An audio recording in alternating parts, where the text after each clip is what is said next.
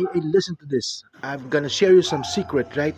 Why do you think we're making 10,000, 20K on digital marketing, especially in the e-learning industry? Let me tell you, I'll show you something. You can search it out for yourself, right?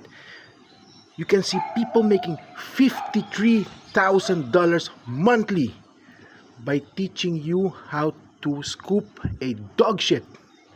It's a serious business. Seriously, check this out. Check this out. No joke, right?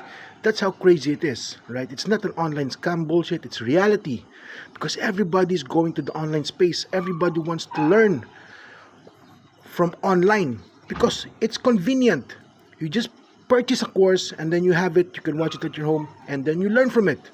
Right? Imagine you can create your own course no matter what passion you have, right?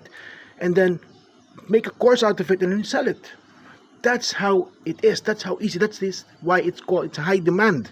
That's why they said Forbes already said that digital marketing, especially the e-learning industry, is gonna make 1.5 trillion in 2030.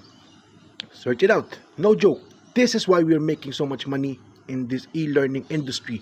Imagine you go get a program where they teach you digital marketing, how to market it, done for you.